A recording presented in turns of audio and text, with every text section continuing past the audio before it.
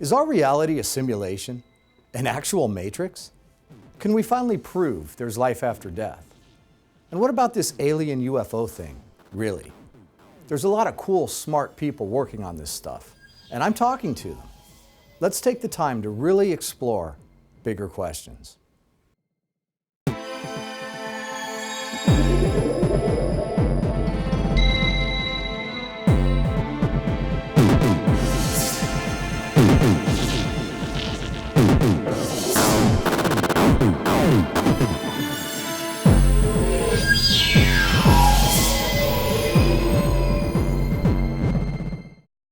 George Knapp is one of the hosts of Coast to Coast AM. I had a fantastic time sitting down with him. The conversation went so well, and he actually invited me to come be on his show. I haven't taken him up on it yet, but George, you'll be hearing from me pretty soon. Hi, I'm Ron James. I'm here with George Knapp, who is a co-host of Coast to Coast AM and a very illustrious journalist throughout the Southwest. George has broken stories regarding paranormal events, ufology, and much more, and he's done just an amazing amount of work for all of these genres. George, we're really delighted that you're here, and thanks again for all the things that you've done over your career. Well, thank you. We're here at the X Conference in D.C., and the subject here obviously is disclosure. How do you think that the revelation of an alien presence, well, first off, do you believe that we do have an alien presence here on planet Earth? Well, alien in a generic sense. There's some other kind of intelligence operating. I think the evidence, if you look at the totality of it, is pretty much overwhelming. What that alien presence is, that's another matter. ET, maybe, maybe not. Maybe there's some other explanation for it. I don't really know, and I don't think anybody else does either. So you're open to the idea that maybe there's an interdimensional or even possibly creatures or other beings here on the planet that are here that we just don't know about, maybe underground or...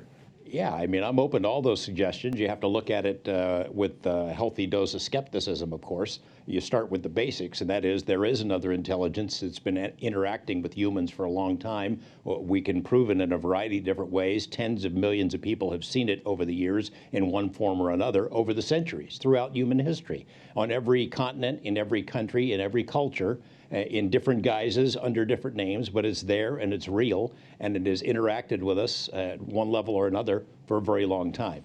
The evidence is overwhelming, I think, in other ways, too. Government documents, for example, U.S. government documents, Russian, Brazilian, British, papers that were written for to be seen in classified and secrecy, which document that something really is going on, and it's not ours, it's from somewhere else. So I think the evidence is real, that there's some kind of intelligence that we're dealing with. What it is, I don't know. Do you think that the government is actually going to be able to come to the public and disclose what they know? No, I do not. I mean, you know, in some degrees, they already have. Project Blue Book ended. Its files are open. It's comparable to what has happened in Britain in the last couple of years, opening up their Ministry of Defense files. It's comparable to what's happened in Brazil as well. And these are low-level files, I believe, case studies, incidents, things of a non-classified nature that don't necessarily impact on national security. Where the other stuff is, I don't know. At the end of Project Blue Book, when that project was canceled, and it was nothing more than a public relations exercise to begin with rather than a scientific study. Sure. But when that was over, if you might recall, there's something called the Bolender Memo. This memo put out by a general that said, okay, we're done with Project Blue Book, but now we can continue to collect all the national security cases, and they'll still go to where they've always gone. We don't know where that is, but we know that they have a place like that where the really sensitive cases and incidents go. I suspect that there is still a collection effort at some point, that somewhere there's a gigantic room full of data that the public has not been able to see. A lot of that stuff has been made public, some of it hasn't. But if we are waiting for a day when our government comes forward and says, aliens are real, they're here, we're going to be waiting a long time. In my opinion, that day will never happen. And now, is that primarily because they know a lot less than some of the cover-up conspiracy people believe they know, or is it because they're just flat out not going to tell us? I think there's a variety of reasons. One is very mundane and human. You know, there was a congressional investigator that I worked with her a number of years who had highest security clearances. He was looking into the story about Area 51, and he was looking into the possibility that a cover-up existed, that it had existed for a long time. The possibility was that millions, maybe tens of millions of dollars that otherwise would have gone into legitimate national security programs for our military, for the defense of our country, had been siphoned away from these legitimate programs and used to keep this cover-up going, to perpetuate a conspiracy of sorts, to deny information to the American public and to the world. And he told me at the time, he said, look, if this story turns out to be true, these people are going to go to jail. They will go to jail. So that's a very down-to-earth reason why the cover-up could be maintained. I think the other reason would be, look, they've been lying about it for a long time. Even if they didn't steal money to keep the lie going, they painted themselves into a corner and don't really know what to say. And then you get to this point. When you talk about disclosure, disclose what? That aliens are real? I'm not sure anybody knows the true answer to this. Even though there might be a gigantic storehouse of information about UFO sightings, I'm not sure anyone really knows where they're from, why they're here, what they want. Those are the big questions. You know, we've been studying UFOs for 60 years, and I don't think we're one step closer to knowing the answer to any of the really central big questions. So in the time that you've been reporting on these stories, all the way back to doing work with Roswell and Area 51 and some of the other things that you've been involved in, you've never been approached by somebody at a high level and told to either stop what you're saying or that there's something to this, but you don't need to talk about it. Has there ever been that elusive private conversation, that thing that everybody thinks happens to people who get too close? Oh, not once. I wish. I mean, I wish I had the knock on the door. That would be great, because that would be confirmation that I'm on the right track, that I've ruffled some feathers somewhere. It has never happened. I've been able to report whatever I want about this stuff since the beginning. Now, that suggests two things. Number one is that there is no one out there who cares about these stories, that it's not affecting national security, that there is no MJ-12 who's concerned about the truth getting out, or number two, that I'm doing something that they appreciate, that they're okay with it. You know, there is a basis of thought that maybe there is a controlled release going on, that disclosure does not have to happen all at once, that it happens incrementally, that the prevalence of UFO stories and UFO material and ideas in movies and books and television, that it's part of a controlled release, a gradual acclimation process, as opposed to a all at once, let's spill the beans kind of a thing. And I sort of lean in that direction. I don't know if it's on purpose or not, but it certainly is happening. I mean, you know, in 1953, the CIA convened what's called the Robertson Panel, and they discussed it. And they talked about, look, let's look at these UFO cases. You know, we don't think that UFOs represent a threat to national security, but the continued reporting about UFOs is a threat. Therefore, let's institute a program to strip UFOs of their aura of mystery. And that's where they talked about debunking, the laughter curtain, the ridicule factor. And whether or not that program was ever instituted or not, it's in effect what's happened. Because people do laugh at people who report UFOs. 9 out of every 10 persons who sees a UFO or has some experience like that doesn't report it at all. And the fear factor is a major part of that. Now, I notice a very healthy skepticism in your approach, and I think that's fantastic. But I also know that you have a very good relationship with Bob Lazar over time, and he is one of the people who says that he was inside Area 51 and has seen the extraterrestrial vehicles. So how do you balance that? Because I notice that from a journalistic standpoint, you're very fair and balanced, but also there's got to be this kind of dichotomy happening inside you and surrounding your work. It's not hard. It's like you go into it like any other news story. You treat it the same way. You have an open mind about it, but you have a healthy degree of skepticism because people do lie. People have their own agendas. So you go into it, it's like Missouri, the motto for Missouri, show me, you know. I'm open to anything if you can prove it to me or give me some reasonable facsimile of proof, and that's how I approach that. There's a lot of support for Bob Lazar's story. Ultimately, we can't say that what he said is true. We don't have the flying saucers that he said were stored out there. We can't kick the tires and inspect them. So to some extent, you have to take his word for it and the word of other people. But I have more than 24 other people who worked at Area 51 in the 50s, 60s, 70s, and 80s who have bits and pieces of the same story. So that's why I give it a certain degree of credibility. Now, for people that aren't familiar with what you do in Las Vegas now, tell us a little bit about the station that you're working with now and what their policy is and how they regard you and how much leeway they give you in continuing to report these kind of stories. I am the chief investigative reporter at KLAS TV. That's the CBS affiliate in Las Vegas. It's the oldest TV station in Nevada. the first licensed station in our state, created in 1953. It has always been the news leader in our community. It has many more viewers than the largest newspapers in Nevada have. And I am in a unique position because I've been there so long, because I had done so many other kinds of stories, organized crime and pollution and government corruption, things of that sort, and had developed a certain amount of credibility with the audience and with my managers. I was allowed to go after this. Now, do they want me to do a UFO story every week? No. Am I allowed to pursue it if I think it's good and interesting? Yeah. But I mean, it isn't that often that a story comes up that has a Nevada angle that would merit it based on where I am. I'm not a national reporter, I'm a local reporter. So it has to have a Nevada or Las Vegas angle for me to go after it. But when it does, if it seems worthwhile, I have the freedom to go after it. And I'm unique. It's because I've been there a long time, they let me do it. Now, how do you balance your solid journalistic work with the CBS affiliate with also being co-host of Coast to Coast, which certainly has a leaning of the paranormal and the ufologies? Same thing, again, is that my employers trust me to do the right thing. And even though I am on a radio show that explores a lot of really weird topics, I'm not committing myself to those. I'm not saying because I'm interviewing you about X, Y, Z that I believe it with my whole heart. I'm questioning you about it. We have somebody on the program with a weird point of view or an odd story to tell. I ask them about it. I let them tell the story, but I don't necessarily have to openly embrace it.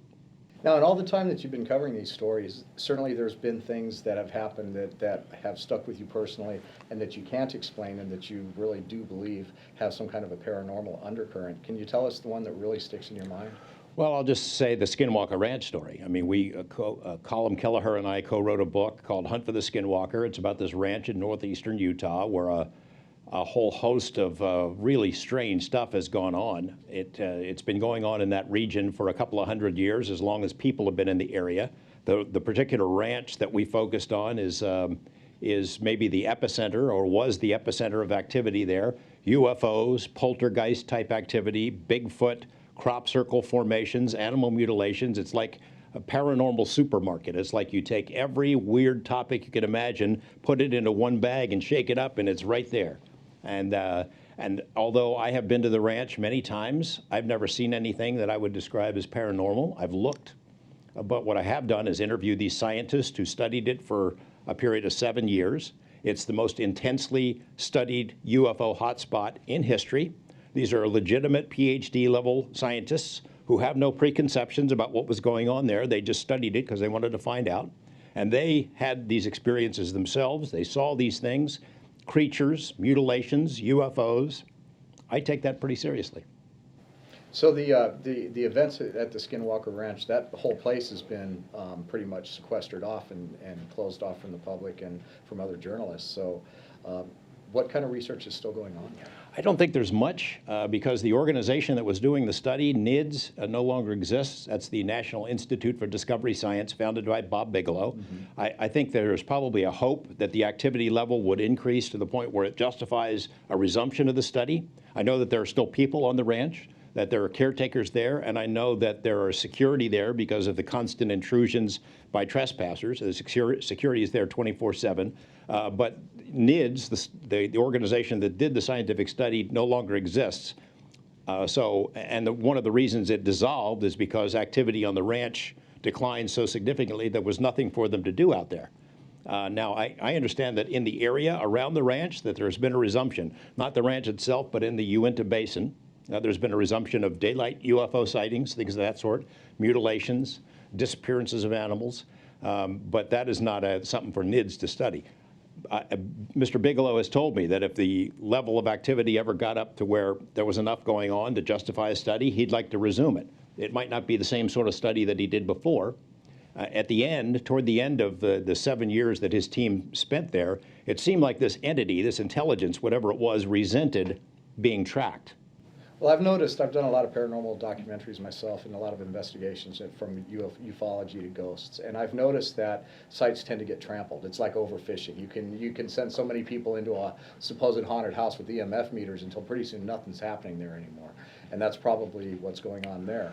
Well, that's one part of it. There is definitely an interactive quality. All the reports from the ranch, as far back as since the Gormans, this family, that's not their real name, but since they were on the property and their records have been kept, there is an interactive quality. Whatever this intelligence is, it plays with them. It plays games. It always seems to stay one step ahead. So when you have an interactive quality like that, you don't want to have a whole lot of unpredictable circumstances like people just running onto the property and doing what they want. And I know there's a lot of folks who are angry about it. Well, how can you keep this from the world? Well, you know, it's private property.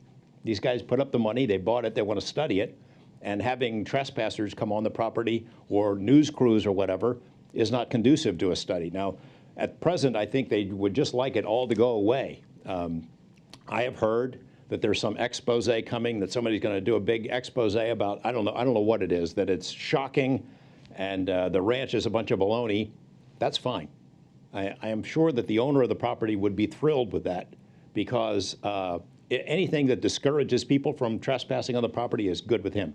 So this is truly a case of the observer affecting the observed, Yeah. to a large Exactly, extent. exactly. Now, the situation with cattle mutilations and that type of phenomenon, that's been something that you've touched on through your career. And what do you actually think is going on with that? That's the strangest part of the whole thing, and I can't figure it out. You know, it's clearly not coyotes.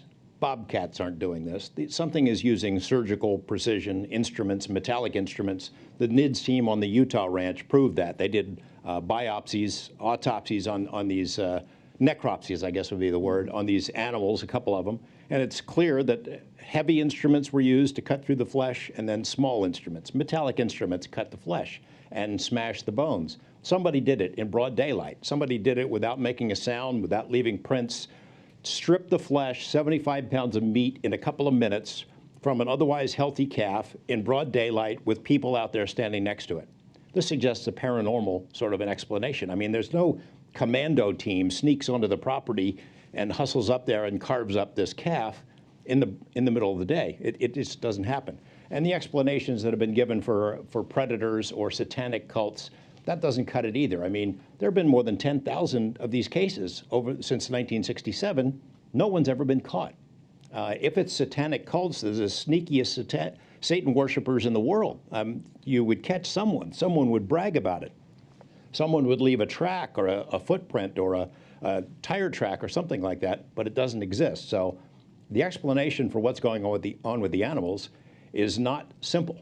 Now, why it's going on, I don't know. You know, the simplest thing would be, say you're the government monitoring the spread of some pollutant through the system, and you wanted to carve up some cows to see if radiation or something else or mad cow or something is there. Wouldn't you just take the whole animal? Of course you would. Now, Christopher O'Brien has written 3 books about the San Luis Valley, and also we co-produced the Snippy the Horse documentary, which was one of the very first animal mutilations. And he, although not really embracing it fully, he really is of the mind that there's some kind of intelligent being on the planet that we do not know about, perhaps living underground, that might have a lot to do with this for whatever reason. Well, I'm open to that possibility, but again, it goes back to what I said at the beginning. I don't know. You know, ultra-terrestrials, interdimensionals, I don't know. You know, nobody knows, and anybody that says they know is full of baloney. We can guess, we can speculate. What we can say is we can rule some things out. We can rule out coyotes, we can rule out bobcats, we can rule out devil worshippers. That's not what's behind this. Exactly what's doing it, I don't know. But it's intriguing to me. It's one of the most intriguing parts of it, and what bothers me is how easily people in my line of work are caused to leave the story behind because, oh yeah, some excuse is thrown out that doesn't fit the facts. Now, you know, on to the combination of paranormal events, be it ufology, be it ghosts, be it the cattle mutilations, and any number of other kinds of phenomenon, there is a new emerging philosophy that perhaps this is all tied in with quantum physics and interdimensions, and that we are going to find a common answer for all of these phenomena.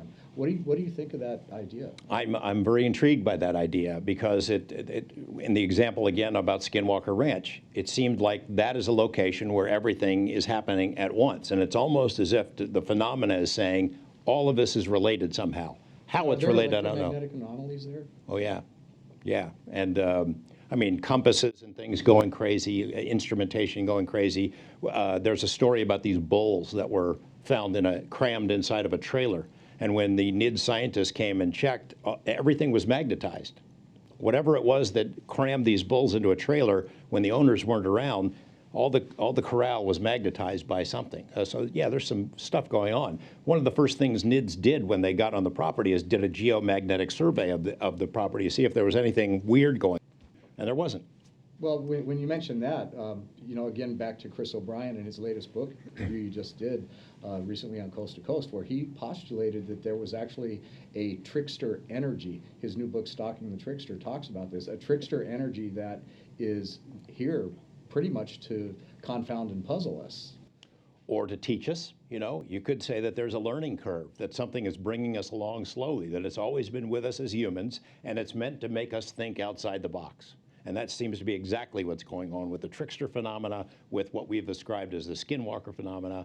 All seems to be the same thing, to make us think in a different way. Jacques Vallée refers to it in his book, Passport to Magonia.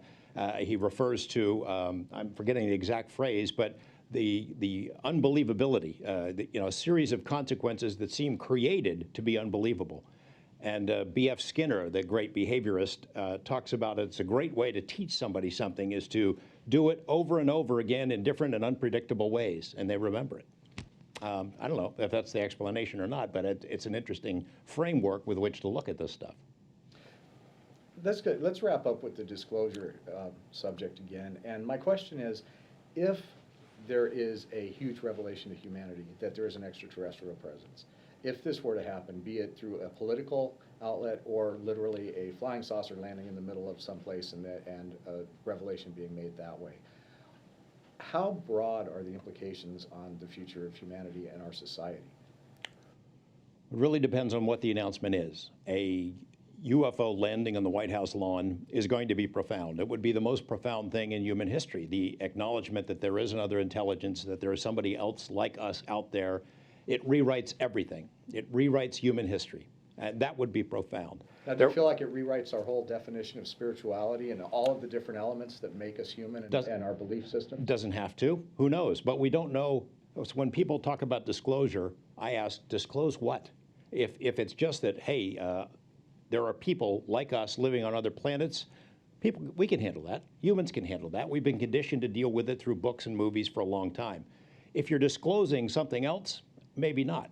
At Skinwalker Ranch, we developed the idea that maybe there are other dimensions, that there are intelligences that can interact with us, that can come into our reality and leave at will. They can see us, they can hear us, they monitor us on a regular basis, but we can't see them.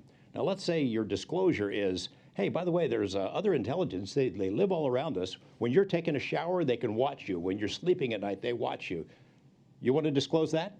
Because I'm telling you, think people would freak out with aliens? They would really freak out at that. So, you know, disclosure, I'm all for it. Depends on what you're disclosing. So you actually support the idea that maybe there's some things we just don't need to know? You know, I'm not saying that. I mean, I'm a journalist, so it's my job. People have a right to know. I want to know everything, as I'm sure you do. I acknowledge the idea, though, that not necessarily has to be a good idea that everybody knows everything. I don't want everyone to have the formula for the atomic bomb at home, you know?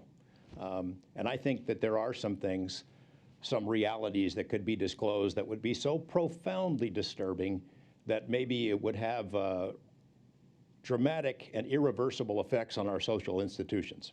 If you could say anything to other journalists about taking the initiative to look into these kind of stories, it's almost like a taboo in mainstream journalism. And there's a mentality that there's a heavy price to be paid. But if you could advise other journalists on having the courage to do it or not, what would you say? What do you see happening in journalism today, and how can we improve it? Well, there is a taboo. It's sort of an unwritten taboo, and these the big guys in particular, the mainstream reporters at some place like 60 Minutes or the New York Times, they won't do it because they see it as nothing but a downside for their career. Now, maybe I'm the anomaly in this regard, and I've taken some shots over the years, but I've survived, and if anything, it's probably been good for my career, at least locally. I think it's probably put a ceiling on where I can go because of perceptions at the network level, but I'm okay with that. I would say to them, look, this is a legitimate story, and it's not hard to follow. There's a big learning curve in the beginning where you've got to figure out who's legitimate, what cases make sense, where you got to separate wheat from the chaff.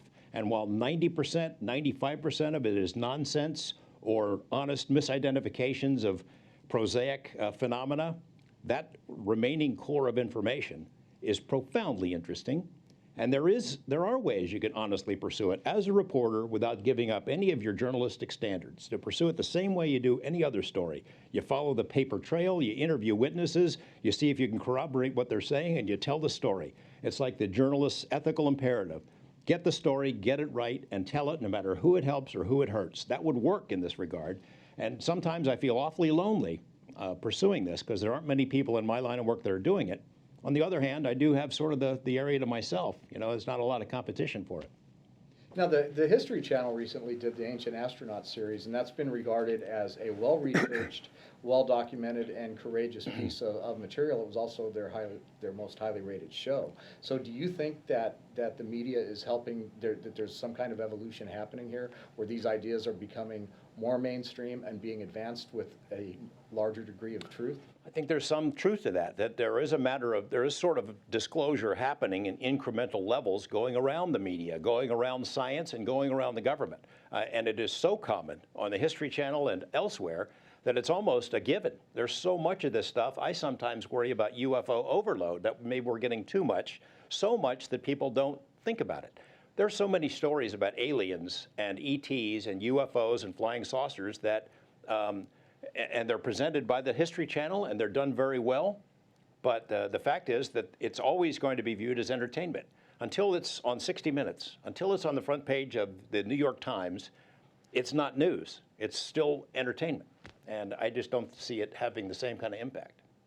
So George, with the advent of like YouTube and all of the different ways to get information out, everybody's got a video camera, everybody could be a producer, and millions of people are actually watching these videos.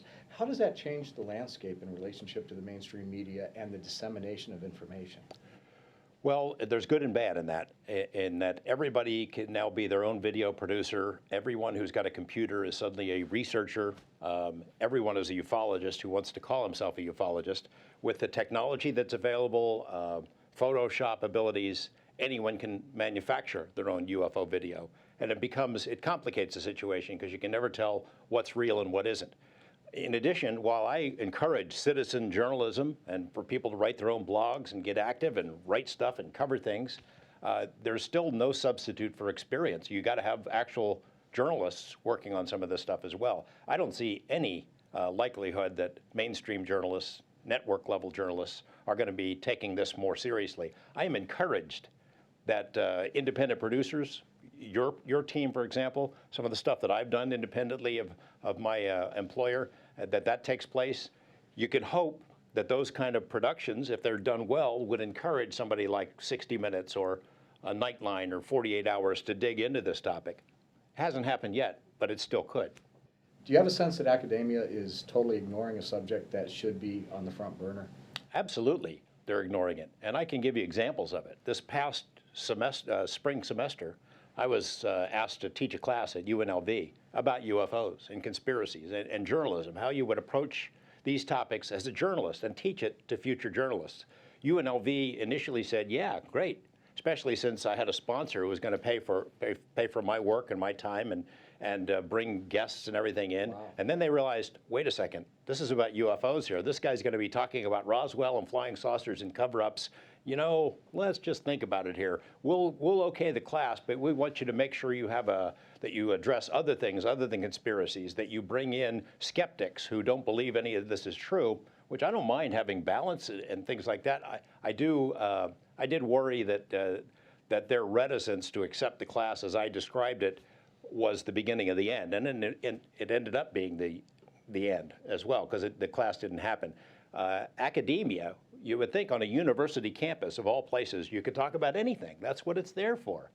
Free thought, free expression, explore ideas, challenge conventional paradigms. That's what it's for. And it doesn't exist, not on this topic. I remember when I was producing this documentary, I was in Knoxville, Tennessee, and I went to Vanderbilt University to interview this astronomer, prominent guy, well-respected, PhD. I asked him about UFOs. Well, that UFO stuff, there's nothing to it. There's no evidence. I said, well, how much have you read about it? He says, I've read everything that's appeared in the academic press. I'll tell you, it'd take you about 5 minutes to read everything that's been in the academic press. You can't publish an article about UFOs. I know PhD guys, Nobel Prize quality guys who have written articles that are rejected just because of the subject matter. Dr. Brian O'Leary was at Cornell with Carl Sagan. He was accepted for the astronaut program. He's a brilliant man. Sure. He wants to talk about this stuff, and it's completely discouraged. He can't get an article published in a scientific journal because they don't want to talk about it. They don't want to deal with it, and it's bankrupt. It's ridiculous. It's shameful is what it is. Well, I've interviewed Dr. O'Leary, and he's in a couple of my Yeah, he's a good guy, too. Yeah. And George, I just really want to thank you for sitting with us for a while Sure. and really covering these topics. I know a lot of people are interested in what you had to say. Thank you. Right.